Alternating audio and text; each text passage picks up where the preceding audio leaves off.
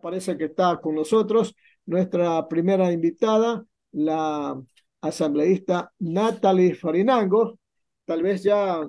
Hola Natalie, ¿qué tal? Buenos días, ¿cómo está usted? Buenos días, gracias por la invitación y un saludo cariñoso a todas las familias ecuatorianas que nos siguen por Radio Atalaya. Correcto, está como nosotros, como digo, la abogada Natalie Farinango, ella es presidente de la Comisión de Régimen Económico de la Asamblea Nacional, asambleísta por ADN de la provincia de Pichincha. La saluda el periodista Alcides Montilla, está también con nosotros nuestro compañero Julio Ayala y también se va a incorporar ya mismo el ingeniero Andrés Mendoza, director del programa. Natalie, ¿qué punto de vista tiene usted respecto de esta visible pugna de poderes entre el Ejecutivo y el Legislativo? El ciudadano no le gusta cuando hay estos dimes y diretes. El ciudadano lo que quiere es que se resuelvan los problemas del país, que esa efervescencia y ese coraje y ese pundonor que ponen a veces los titulares de las funciones ejecutivas y legislativas se traslade a la solución de los problemas. ¿No cree usted? Si yo comparto 100% su criterio, creo que lo que más necesita el país es madurez política, que exista ese entendimiento entre las diferentes funciones del Estado, sí, entre ejecutivo y legislativo, que evidentemente ha habido ayer una pugna, pero también entre las otras funciones del Estado, porque lo que principalmente la gente necesita y nos pide a diario son soluciones a los graves problemas que enfrentamos como país. Creo que es fundamental entender que todos los ecuatorianos que queremos construir un país diferente y de oportunidades tenemos un enemigo común, que es la delincuencia organizada, el crimen organizado, el narcotráfico, la falta de empleo y la falta de oportunidades. Y que en vez de gastar nuestras energías en otras cosas irrelevantes, tendríamos que centrar nuestra principal atención en aquello que nos preocupa a todos los ecuatorianos. Pero Natalie, ¿quién pone el primer paso? Pues ese es el problema, ¿no? Le reitero, la gente está hastiada de estas pugnas, las repugna. Cambien de criterio, porque de lo contrario, al menos en la Asamblea va a seguir pues, con unos bajos índices de popularidad. ¿Quién le pone el cascabel al gato, Natalie? ¿Quién pone el primer pie? Decimos, bueno, se terminó la pugna, vamos a trabajar en conjunto por el país. ¿Quién, Natalie? Bueno, yo creo que ha sido evidente también los bloqueos que han existido dentro de la Asamblea Nacional por algunas propuestas que como bancada hemos socializado. Sin embargo, yo soy consciente que siempre se pueden llegar a acuerdos y puntos comunes. También hay que resaltar que la Asamblea Nacional también ha aprobado leyes por unanimidad, con el voto de todas las bancadas, porque identificamos que entre todas las diferencias que puede existir como seres humanos y más aún en política, al ser la Asamblea Nacional tener representación de todas las provincias del país y de todas las bancadas políticas, van a existir evidentemente diferencias de criterios entre nosotros, pero llegar a acuerdos mínimos de gobernabilidad, acuerdos mínimos para una agenda legislativa que está aprobada y que hay que sacarla adelante en beneficio de todos los ecuatorianos. Yo comparto, y por eso le decía al comienzo de la entrevista, yo comparto totalmente su sentir, porque es el de todos los ecuatorianos. Es el mío como joven, que son innecesarios gastar energía en pugnas que no le hacen bien al país. Sí, es totalmente correcto su criterio. Y por ende, nosotros constantemente estamos buscando por lo menos llegar a acuerdos mínimos, que es fundamental por el país. Yo no sé si no les duele el Ecuador ver que se desangra y aún así tener que soportar más peleas dentro de los políticos ecuatorianos. Decía y decía yo que de todas maneras hay la probabilidad de que en última instancia se llegue a una tregua en vista de los problemas de inseguridad, de desempleo que hay en el país. Hay que acordarse del pueblo, que es el que le da los votos para que ustedes sean asambleístas. Es posible una tregua, Natalie.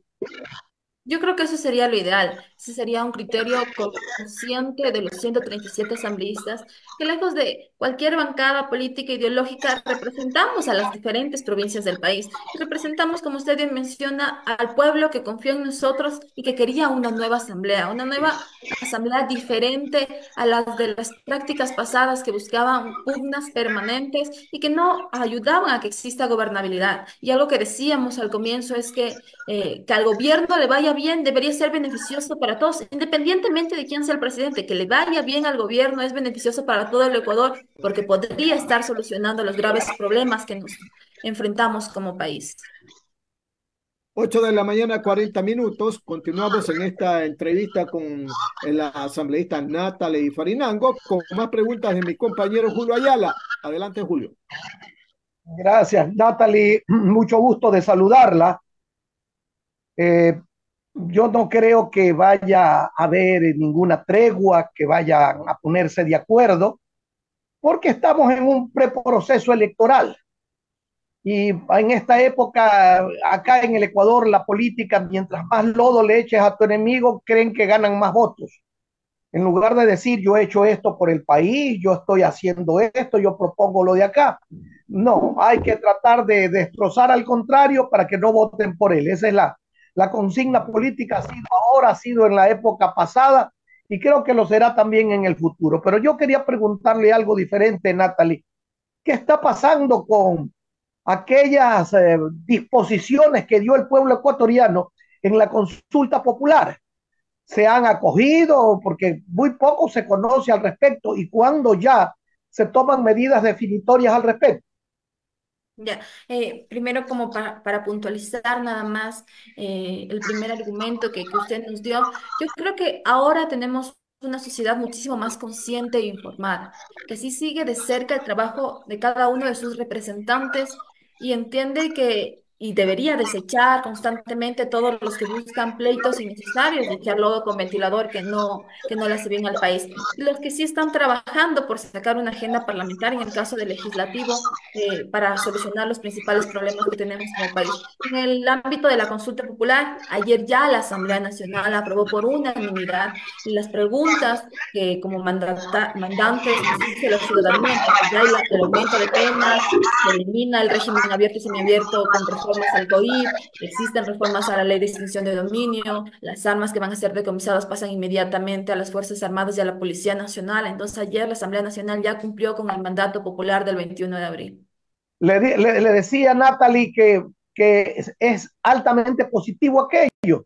Y si todos los partidos políticos se jactaran de haber contribuido a eso, entonces la ciudadanía los miraría con buenos ojos. Pero eso no lo hacen y por el contrario tratan de minimizar la acción de sus opositores políticos.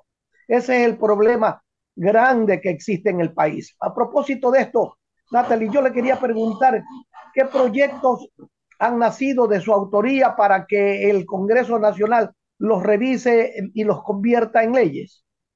Sí, bueno, y eso creo que es fundamental y creo que es la primera entrevista que preguntan sobre la agenda parlamentaria, porque siempre estamos sumidos también un poco dentro de la polémica.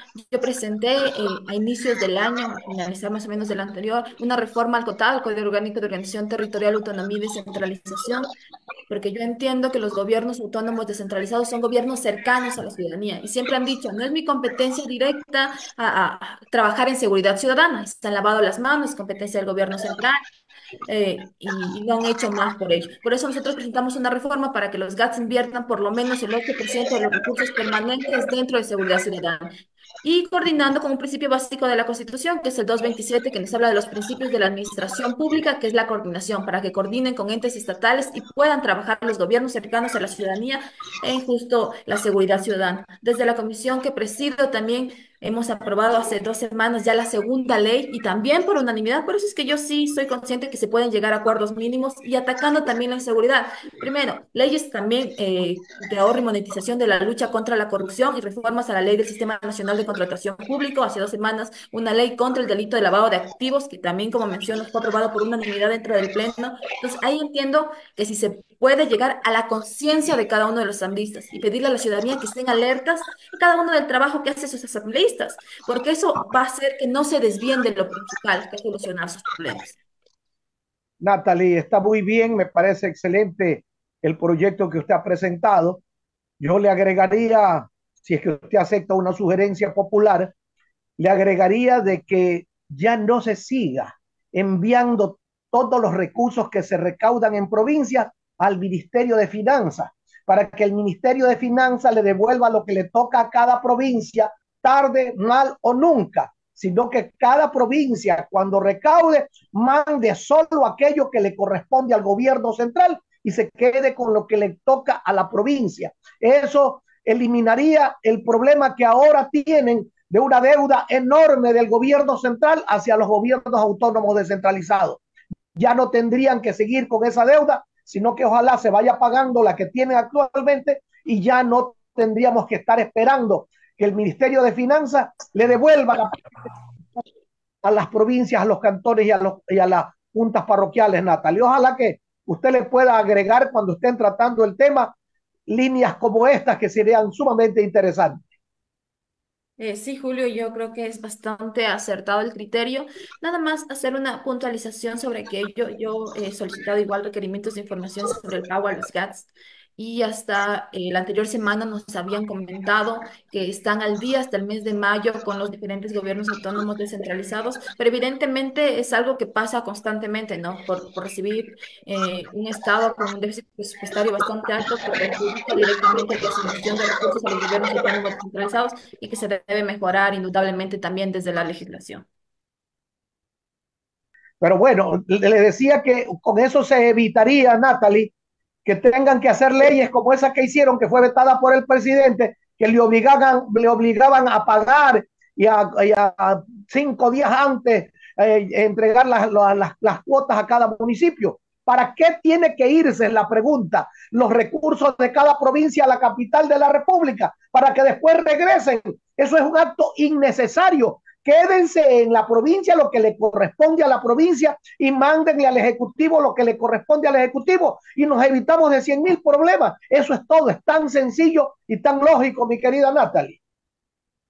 Sí, y ahí también yo tengo que mencionar que la ley vetada por el Ejecutivo sí no respondía a criterios técnicos suficientes y por ende el veto total también. Entonces sí, procuro y procuramos todos los de la bancada ADN que cuando se construyan leyes sean técnicas y que puedan ser aplicables en el tiempo y durables también en el tiempo, porque recordemos que se legisla para el presente, pero también para el futuro, para que no cada asamblea que venga tenga que estar reformando, reformando, reformando. Eso también es fundamental, priorizar un buen trabajo legislativo. Así que yo le agradezco más bien la observación, compañero Julio. Gracias. Alcides, continúe con el diálogo.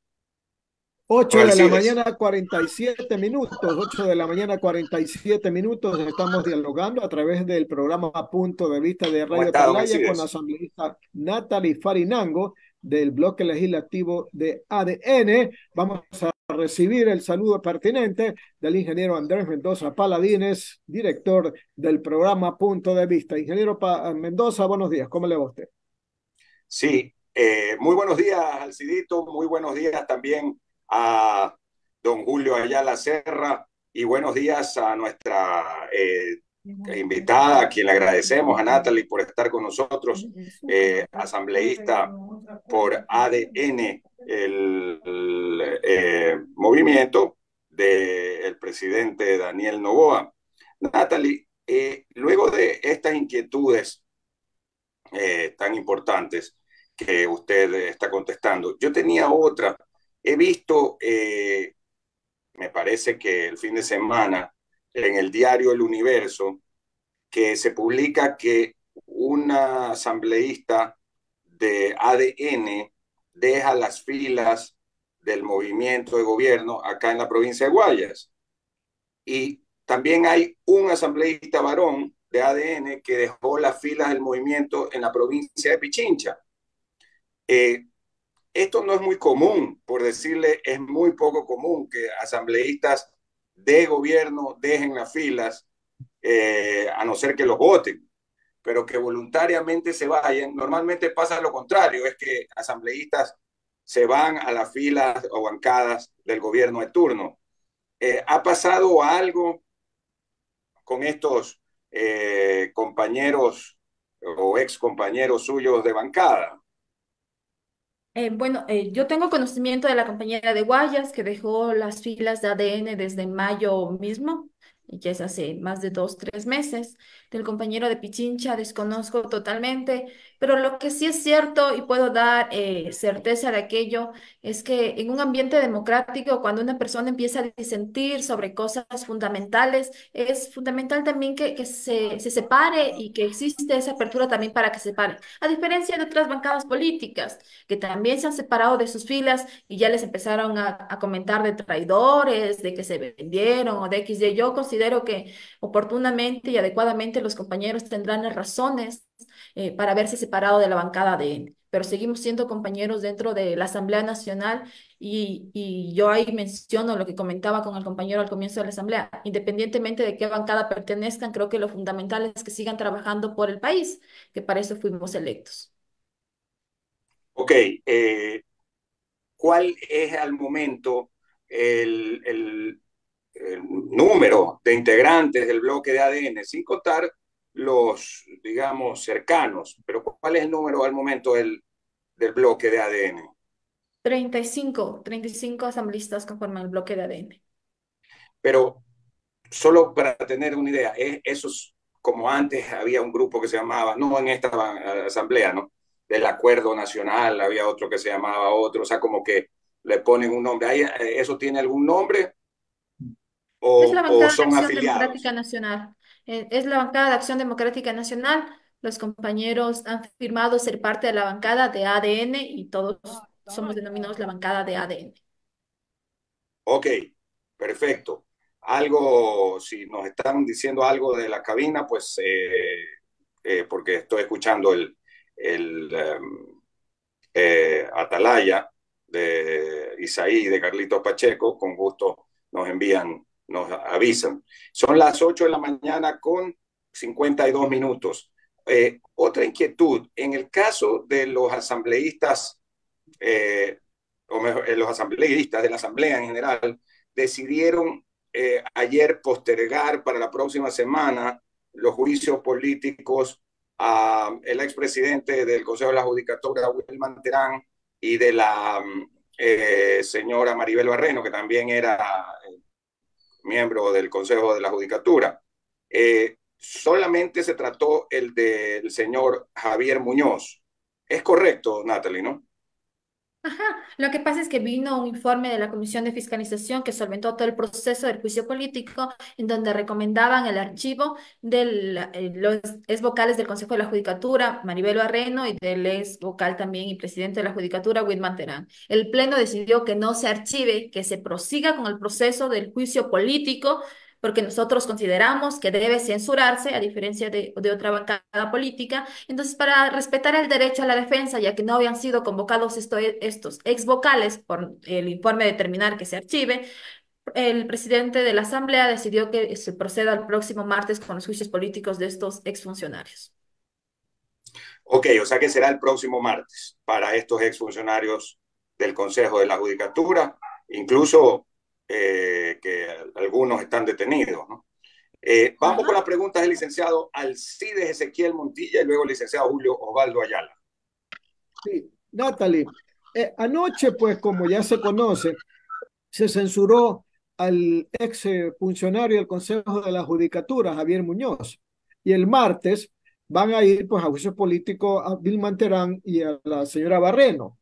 En el primer caso hubo los votos porque los correístas se adhirieron, pero en el segundo caso, Natalie, no van a haber los votos de los correístas. En otra palabra, el señor Terán y el señor o la señora Barreno se van a salvar de la condena. No van a ser enjuiciados, digo, no van a ser condenados, no van a ser censurados.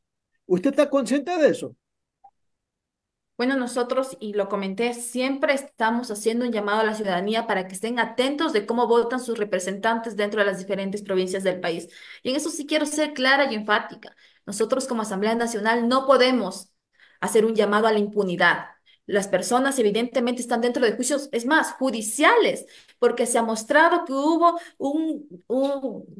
una obstrucción a la justicia, un mal manejo a la justicia y evidentemente eso en perjuicio de gran mayoría de las familias ecuatorianas. Entonces no puede haber ese mensaje dentro de la Asamblea Nacional, que deben ser claros.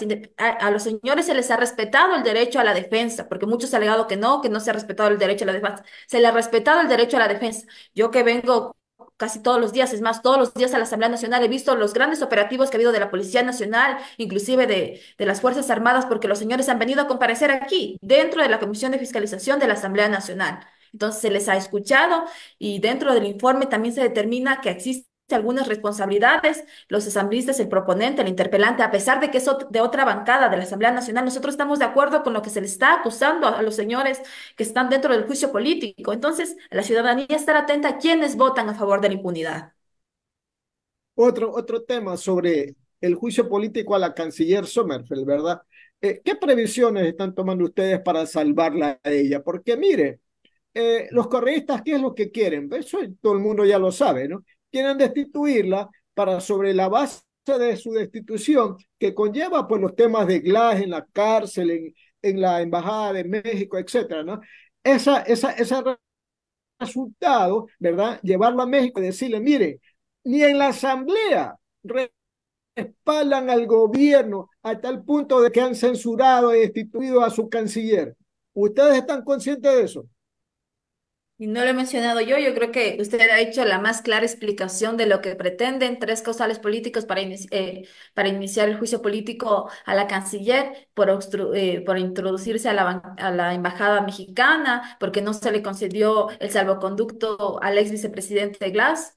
Y eso realmente lo que han mostrado con sus actitudes y con cada una de sus acciones es querer ir contra los actuales ministros. ¿Por qué? Porque habían, y se ha mencionado también en la ciudadanía, habían juicios políticos pendientes, que si bien no es ilegal retirar las firmas, y estoy de acuerdo que no es ilegal retirar las firmas, sí deja mucho que pensar a la ciudadanía. ¿Por qué? Porque lo hicieron, o que si querían hacerlo, retírenlo en el organismo pertinente, en el tiempo pertinente, cuando estaba revisando el CAL, pero no lo retiren ahora, cuando estaba dentro de la Comisión de Fiscalización. No se pueden agregar más firmas, se echan abajo tres juicios políticos que no siguieron su proceso, cuando siempre se ha manifestado lo mal que hizo el gobierno anterior y lo mal que fueron los funcionarios anteriores, y ahora no quieren censurarlos políticamente porque quieren ir contra los gobiernos, contra los ministros del gobierno actual.